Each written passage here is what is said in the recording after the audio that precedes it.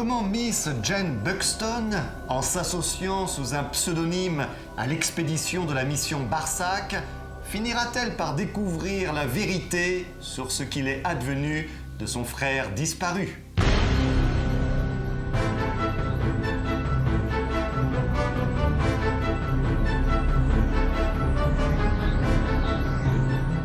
C'est une bien curieuse aventure qui commence ici à Londres avec l'audacieux cambriolage d'une agence de la Central Bank, une importante banque d'Angleterre. Mais détail curieux, il s'avéra le lendemain que le directeur de l'agence, Mr. Lewis Robert Buxton, avait disparu et plusieurs indices laissaient penser qu'il était partie prenante dans ce vol. Mais il était trop tard, car la nuit même du vol, dans le port de Southampton, 5 hommes avaient embarqué chargés de plusieurs colis et d'une grande malle très lourde à bord d'un steamer. Ce bateau de marchandises prit aussitôt la mer à destination de Cotonou, port du Dahomey, en Afrique. Au même moment, à Conakry, dans le chef-lieu de la Guinée française, une expédition était alors sur le point de mener une importante mission sous la direction de 2 députés dans le but de résoudre un débat virulent qui s'était tenu il y a peu à l'Assemblée nationale. Le député Barsac, un méridional au verbe sonore, avait en effet proposé que les populations noires des colonies françaises puissent avoir les mêmes droits que ses conquérants, et notamment le droit de vote. Mais un autre député, du nom de Baudrière, représentant un département du Nord, s'était opposé farouchement à ce projet qu'il considérait dangereux. Le débat devint passionné au sein du Parlement. C'est alors qu'un député excédé s'écria « Puisqu'on ne peut pas s'entendre, qu'on aille y voir !»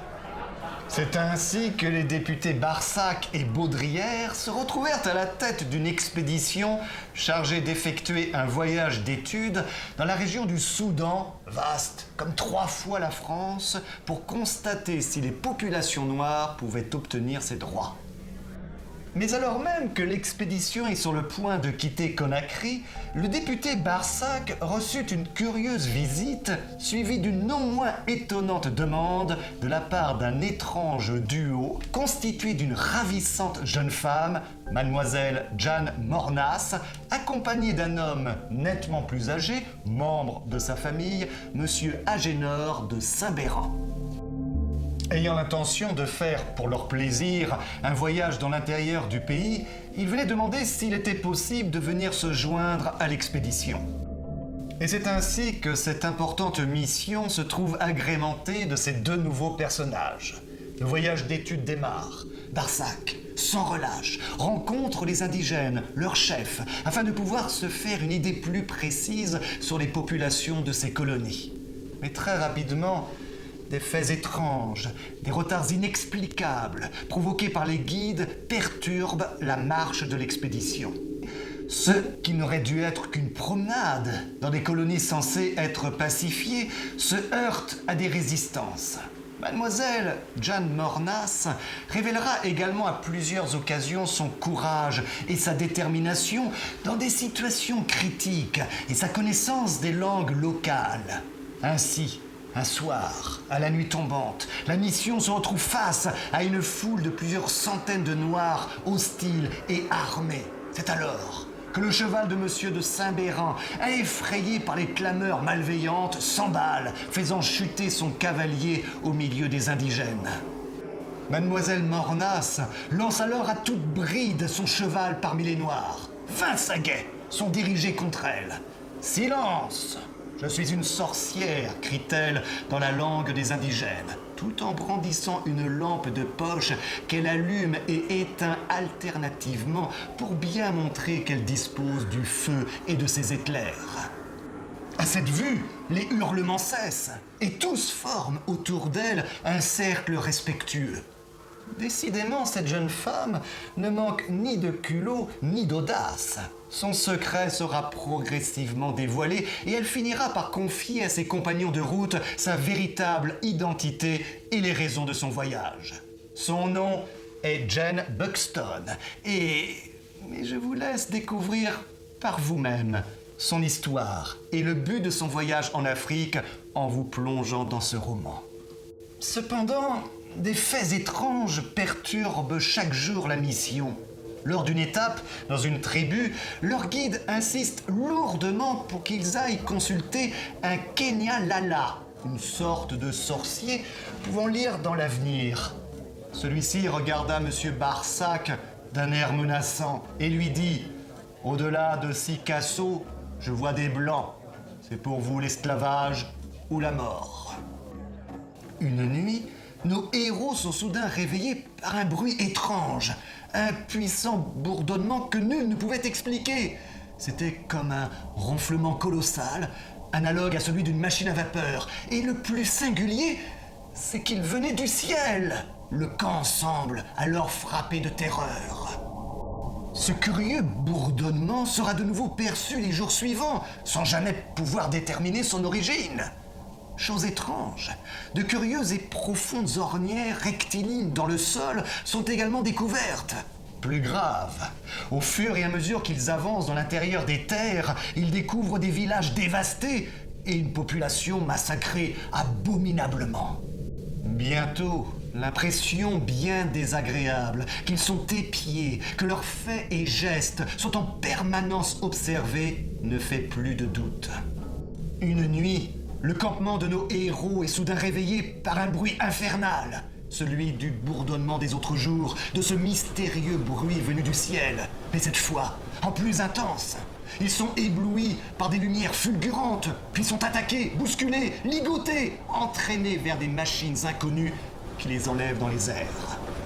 Barsac et ses compagnons se retrouvent prisonniers d'hommes blancs à la mine patibulaire. Les machines volantes les emmènent en plein cœur du désert, dans une cité inconnue au milieu de bâtiments et d'installations techniques surprenants.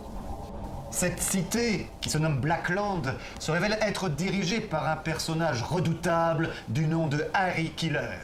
Ce terrible gangster est à la tête de toute une organisation qui asservit la population noire qui se retrouve esclave. La dévastation des villages s'explique par les razzias faites par les hommes de Harry Killer pour constituer son personnel. Mais d'où viennent les moyens colossaux mis en œuvre par ce Harry Killer pour créer une telle cité? Et surtout, comment est-il possible de la faire vivre en plein cœur du désert? D'où vient l'eau nécessaire pour les travaux agricoles? Et ces engins volants, toute cette technologie que découvrent ahuris nos héros, l'énergie colossale mise en œuvre pour faire fonctionner cette machine? Qui en est à l'origine? La réponse à ces questions va venir quelques jours plus tard. Une nuit, profitant d'une tempête, nos héros arrivent à s'évader de leur prison. Mais ils ne peuvent cependant s'extraire de la ville qui est cernée par de hautes murailles.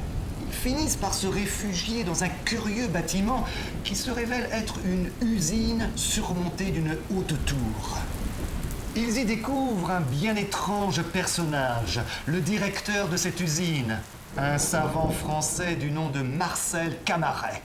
Les ouvriers de cette usine n'étaient pas loin de considérer leur directeur comme un dieu. Je vous laisse découvrir les conditions de vie particulières au sein de cette usine coupée du monde et ses relations avec Harry Killer. Et une chose est certaine, la puissance technique colossale du maître de la cité de Blackland vient de Marcel Camaret. Un ingénieur aussi exceptionnel que distrait et rêveur, une machine à penser prodigieuse, inoffensive et terrible. Si Harry Killer était un bandit, il avait eu le mérite de comprendre quel parti il pouvait tirer du génie méconnu de tous.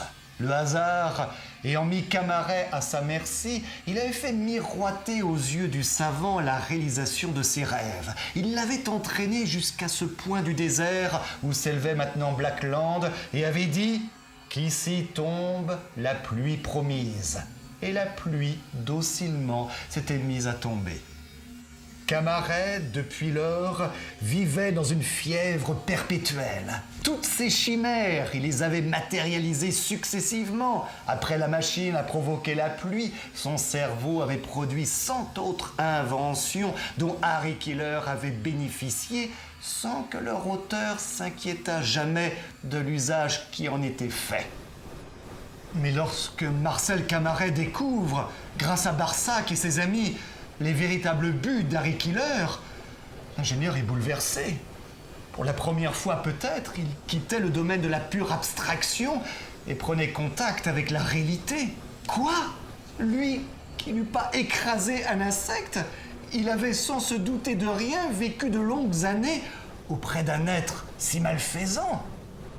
Quant à mademoiselle Jane Buxton, elle pourra enfin avoir la réponse aux terribles questions qu'elle se pose sur le destin de l'un de ses frères. Elle découvrira également à Blackland, dans les cachots d'Harry Killer, son autre frère, Lewis Robert Buxton, c'est-à-dire le directeur de l'agence bancaire de Londres, celle-là même qui avait été cambriolée au début de cette aventure. Comment se termine cette étonnante histoire? Je puis juste vous révéler qu'un combat à mort terrible opposera les deux têtes de Blackland, Harry Killer et Marcel Camaret, provoquant la destruction totale de la cité. Ce fabuleux cycle des voyages extraordinaires, qui avait commencé par un pur voyage d'exploration de l'Afrique avec 5 semaines en ballon, s'achève ici après 2 dernières aventures africaines, dont l'invasion de la mer, interrogeant clairement la problématique du colonialisme.